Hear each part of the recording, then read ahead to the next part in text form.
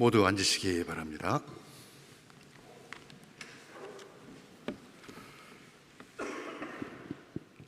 주님이 주시는 정과 평화가 여러분에게 임하시기를 빕니다. 화려한 색을 자랑하던 나뭇잎들을 바람에게 내어주고 점점 스스로를 비워가는 나무의 쓸쓸한 풍경이 우리의 마음을 스산하게 합니다. 거기에 더해서 며칠 전 한국을 방문한 세계 최고의 갑부 사우디아라비아 왕세자 빈 살만이 남긴 뒷이야기는 우리를 더욱 움츠리게 하는 듯 합니다. 하룻밤에 2,300만 원 하는 숙소에 머물고 식기를 바꾸는데 1억 원을 지출했다고 합니다. 10명의 요리사와 침대, 가구까지도 본국에서 공수했다고 하니 그 비용은 우리의 상상을 초월할 것입니다. 그렇게 세상 나라를 다스리는 왕의 사치와 화려한 모습 위로 굶주림에 지쳐 엄마 품에 축 처져 안겨있는 아프리카 어느 가난한 나라 아이의 그림자가 겹쳐 보이는 것은 저만이 아닐 것입니다. 누울 자리조차 없어 마구간 여물통에 뉘어져 세상에 오신 우리의 왕 그리스도는 세상의 왕이 힘과 권력으로 백성을 억압할 때 겸손과 사랑으로 우리를 돌보십니다. 점점 추워져가는 이 계절에 그리스도를 닮은 우리들도 나누고 돌보는, 그래서 서로가 서로에게 따뜻한 선물이 되었으면 좋겠습니다. 성부와 성자와 성령의 이름으로 말씀드립니다. 교회력의 마지막 주일인 오늘 우리는 왕이신 그리스도 주기를 경축합니다. 지난해 대림절에서 시작하여 예수님의 생애를 따라가며 때로는 마음 아파하고 기뻐 뛰기도 했던 우리의 한 해 신앙 여정의 끝을 그리스도 왕축일로 마무리하게 됩니다. 그리고 다음 주일 다시 대림 일주일로 새로운 교회력을 시작하게 됩니다. 마테오, 마르코, 누가복음에서 예수님께서 공생애를 시작하며 하느님 나라가 가까이 왔다고 선언하고 있듯 복음서 전체는 하나님의 아들이신 예수 그리스도께서 어떻게 하나님의 공의와 자비의 통치를 이 땅에 실현하는지에 대한 이야기입니다.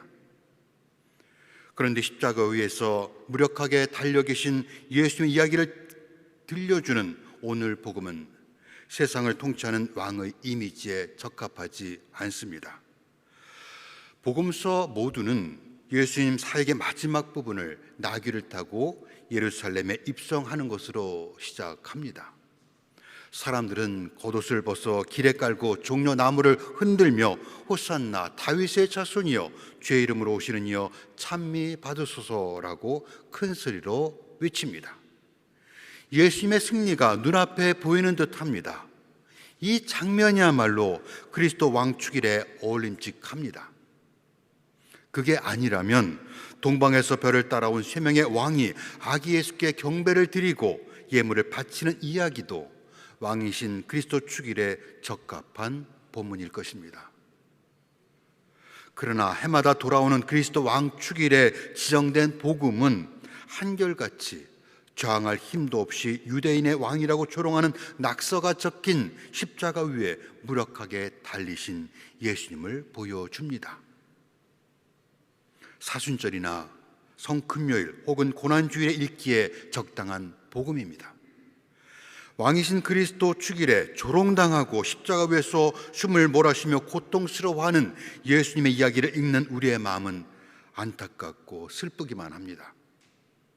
그런 예수님이 우리를 구원하실 수 없을 것이라는 생각이 우리를 더 아프게 합니다. 1세기를 살았던 유대 민족의 감정도 아마 그랬을 것입니다. 하나님의 말씀에 기대어 사는 그들은 이제나 저제나 메시아가 오셔서 정복자들을 물리치고 성전을 재건하고 흔들리지 않는 다윗 왕권을 다시 세울 그날을 상상하며 기다렸습니다. 그러나 하나님의 침묵의 시간은 길기만 합니다. 그러던 어느 때 마침내 예언자 예레미야를 통해 희망의 메시지가 들려옵니다. 유대 민족이 바빌로니아의 침공을 받아 성전이 파괴되고 포로로 끌려가 온갖 고초를 겪고 있을 무렵입니다. 하늘에서 내가 다윗의 정통 왕손을 일으킬 그날은 오고야만다. 이는 내 말이라 어김이 없다. 그는 현명한 왕으로 세상에 올바른 정치를 펴리라. 그를 왕으로 모시고 유다와 이스라엘은 살 길이 열릴 것이라고 아직 끝나지 않은 희망이 예언자의 입을 통해 전해졌습니다. 그때로부터 600년이 지나 예수님의 탄생으로 예언은 성취됩니다. 그러나 그분은 탄생부터 사람들이 기대하던 세상 왕과는 거리가 멀었습니다. 왕실이 아니라 가난한 목수의 아들로 태어난 것부터 사람들을 실망시켰습니다. 예수님의 세례를 받으실 때 하늘이 열리고 성령이 비둘기 모양으로 내려오는 것을 목격하고 사람들은 혹시 그가 정말 오랫동안 기다려온 메시아가 아닐까 잠깐 생각하기도 했습니다. 하지만 예수님이 나병 환자, 세리, 이방인, 그리고 어부와 평판이 나쁜 여자, 가난한 사람들과 같이 사회에서 보잘것없는 이들과 어울리는 것을 보고는 메시아일지 모른다는 한 가닥 희망을 접었습니다. 한번 마음이 떠나자 사람들은 예수께서 행하시는 놀라운 기적을 보고도 그가 마귀두목 바알의 힘을 빌어 하신 일이라고 평가절하 합니다. 그도 그럴 것이 그분에게서 왕다운 면모를 전혀 찾아볼 수 없었습니다. 한편 지배층이었던 바리새파 사람들과 로마 당국은 다른 시각에서 예수님을 바라보았습니다. 그 무렵 이스라엘의 독립을 내세우며 여기저기서 폭동을 일으키는 급진적 정치 집단처럼 예수도 사회 불만을 품은 소외 계층의 사람들을 모아 집단 난동을 부릴 것이라고 염려한 것입니다. 사실 한때 군중들은 그런 목적에서 예수님을 왕으로 삼으려고 한 적이 있습니다. 예수께서 5천 명을 먹이신 기적을 행하신 것을 본 군중들이 달려들어 억지로라도 예수님을 왕으로 모시려고 했지만 예수님은 단호하게 거절합니다. 예수님과 가까이 있던 제자들조차 사람의 아들은 반드시 많은 고난을 받고 죽었다가 살아날 것이라는 말씀에 실망하고 떠나갔습니다. 사람들은 고통받고 죽음을 당할 하나님을 원하지 않습니다. 그들의 메시아는 강력한 힘을 가진 분이어야 합니다. 자신들을 부유하게 해주고 하늘의 뜻이 아니라 그들의 욕망을 들어줄 능력자를 필요로 했습니다.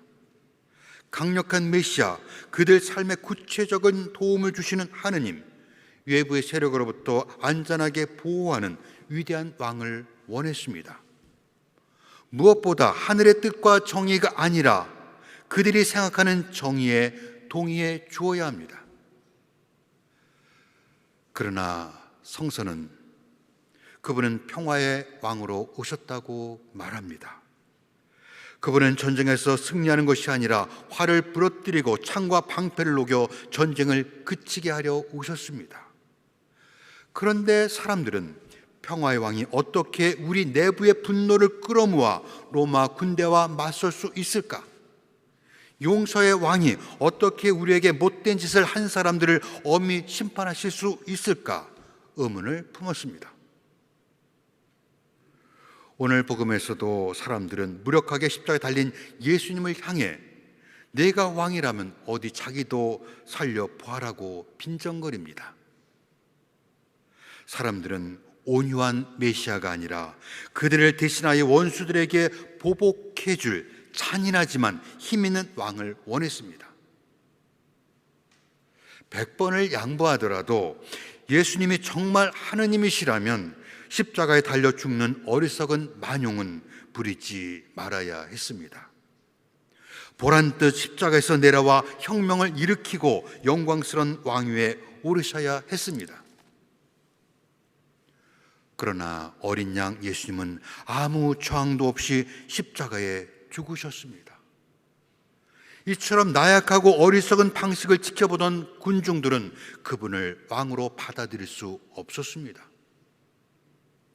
그렇게 예수님은 사람들이 상상하는 왕권의 의미를 완전히 뒤집어 놓으셨습니다. 그런데 만약 우리의 기대처럼 왕이신 그리스도가 높고 화려한 옷을 입고 왕궁에 머무셨다면 어땠을까요? 그랬다면 잃어버린 사람들, 병들고 외로운 사람들, 그리고 죄로 인해 그림자처럼 살아가는 사람들의 울부짖는 소리를 듣지 못하셨을 것입니다. 세상의 왕은 그 앞에 엎드려 절하는 사람들로 둘러싸여 있지만 우리의 왕 그리스도는 평화에 목말라 하는 우리 가운데 계십니다. 세상의 왕이 화려한 궁전에서 귀족들과 먹고 마시며 즐길 때 어린아이가 내게 오는 것을 막지 말라 하신 우리의 왕 그리스도는 죄인과 세리들의 집에 들어가 그들과 함께 어울리셨습니다. 우리의 왕 그리스도는 사람의 아들은 섬김을 받으러 온 것이 아니라 섬기러 왔고 또 많은 사람들을 위하여 목숨을 바쳐 몸값을 치르러 왔다고 말씀합니다. 실제로 예수님은 복음서에서 나를 따르라고 17번 말씀하셨지만 나를 경배하라고 하신 적은 단 한 번도 없습니다. 그래서 왕이신 그리스도께서는 우리를 높이시는 대가로 자신은 왕의 권위를 누리지 못하셨습니다. 그런 예수님에 대해 사도 바울로는 이렇게 증언하고 있습니다. 그리스도 예수는 하느님과 본질이 같은 분이셨지만 굳이 하느님과 동등한 존재가 되려 하지 않으시고 오히려 당신 것을 다 내어놓아 종의 신분을 취하셔서 우리와 똑같은 인간이 되셨습니다. 이렇게 당신 자신을 낮추셔서 십자가에 죽기까지 순종하셨습니다. 세상 왕국은 무고한 사람들의 고통과 죽음으로 유지되지만 사도 요한은 묵시록에서 하느님께서는 우리를 사랑하신 나머지 당신의 피로써 우리를 죄에서 해방시켜 주시고 우리로 하여금 한 왕국을 이루게 하셨다고 말합니다. 예수님의 이름은 왕의 자리가 아니라 십자가 위에서 가장 빛나고 있습니다. 한 번도 스스로 왕이라고 칭한 적이 없으셨던 예수님은 오늘 복음에서 처음으로 왕으로 소개되고 있습니다. 그분이 달린 십자가 위에는 유대인의 왕이라는 팻말이 붙여져 있습니다. 예수님을 신문했던 로마 제국의 꼭두각시 빌라도와 헤롯 안티파스가 그토록 간절히 원했던 칭호입니다. 그리고 예수님의 머리에는 왕관인 듯 가시로 만든 화관이 씌워졌습니다. 그러나 이는 조롱에 지나지 않습니다. 예수님을 십자가 위에서 가장 빛나게 한 것은 왕으로서의 권위 있는 두 가지 통치권을 행사하고 계시기 때문입니다. 첫 번째, 왕이 가진 권한 중 하나는 범죄로 기소된 사람을 사면하는 것입니다. 예수님은 자신을 십자가에 못 박는 사람들을 아버지, 저 사람들을 용서하여 주십시오. 그들은 자기가 하는 일을 모르고 있습니다. 이렇게 용서합니다. 이는 왕권의 본질이 자신에게 있음을 드러내신 것입니다. 용서는 용서받는 사람만 해방시키는 것이 아니라 용서하는 사람을 분노와 원망의 사슬에서 자유롭게 합니다. 우리는 다른 사람을 용서함으로 모든 분열을 물리치고 평화를 이루시는 예수님의 왕권에 참여하게 됩니다. 이렇듯 용서는 그리스도께서 그를 따르는 사람들에게 위임하신 거룩한 왕권을 행사하는 것입니다. 그러니 용서하는 왕권을 낭비하는 여러분이 되시기를 바랍니다. 두 번째, 십자가 오른편과 옆편에는 죄수 2명이 예수님과 함께 달려 있었습니다. 그중 하나가 예수님을 모욕하며 당신은 그리스도가 아니오, 당신도 살리고 우리도 살려부시오라고 비아냥거립니다. 그러나 다른 죄수 하나는 예수님의 제자들조차 따라올 수 없는 믿음을 고백합니다. 예수님, 왕이 되어 오실 때 저를 꼭 기억하여 주십시오. 예수님은 자신을 기억해 달라는 그의 간구에 오늘 내가 정녕 나와 함께 낙원에 들 것이라고 그를 하느님 나라로 초대합니다. 이것이 그분의 사랑과 은혜에 기대어 살아가는 우리의 기도여야 합니다. 기억은 유대 신앙의 핵심입니다. 출애굽기는 이스라엘 백성이 이집트에서 노예를 살고 있을 때 하나님께서 그들의 조상과 맺은 언약을 기억하라고 상기시키고 있습니다. 그들이 기억을 더듬어 하나님과 옛 기억을 회복하였을 때 홍해를 건너 약속의 땅에 이르는 구원의 역사가 일어났습니다. 시편 25편 시인 역시 하느님, 당신의 자비와 한결같으신 옛사랑을 기억하시고 젊어서 저지른 나의 잘못과 죄를 잊어주소서라고 기도하고 있습니다. 신앙은 예수님의 죽음과 부활, 그리고 하느님께서 우리에게 행하신 일들을 기억하는 것에서 출발합니다. 이렇게 예수님은 이 세상을 정죄하는 것이 아니라 용서와 자비로 다스리기 위해 오셨습니다. 아버지 나라가 이 땅에 임하게 하시려 오셨습니다. 이 두 가지가 복음서 전체의 핵심입니다. 모두가 왕이 아니면 할 수 없는 일들입니다. 하나님 나라는 꿈과 환상 속에 있는 가상의 나라가 아닙니다. 그리스도의 왕이신 예수님이 다스리시는 그분의 왕국은 우리 가운데 실제하는 나라입니다. 왕이신 예수님의 권능은 모든 것을 바꿀 것입니다. 그분은 현상을 유지하려는 우리의 나태한 생각을 전복시키고 불의를 묵인하지 않으며 모든 불평등에 침묵하지 않으실 것입니다. 오늘 왕이신 그리스도 주길에 우리는 우리 옆에 계신 하나님, 우리 안에 계신 하나님, 우리가 아버지라고 부르는 하나님, 우리가 예수라고 부르는 하나님, 우리가 성령이라고 부르는 하나님의 이름 앞에 왕이신 그리스도라는 칭호 하나를 더합니다. 그 분께서 우리를 붙드시고 생기를 불어 넣어 주시어 하나님의 사랑과 자비를 온전히 경험하게 하여 주실 것입니다. 보이는 것과 보이지 않는 모든 것에 계신 왕이신 그리스도께서 우리가 당신의 창조물을 돌보고 보존하며 이 땅의 정의와 진리를 이루어갈 수 있도록 힘과 지혜를 주실 것입니다. 성부와 성자와 성령의 이름으로 말씀드렸습니다.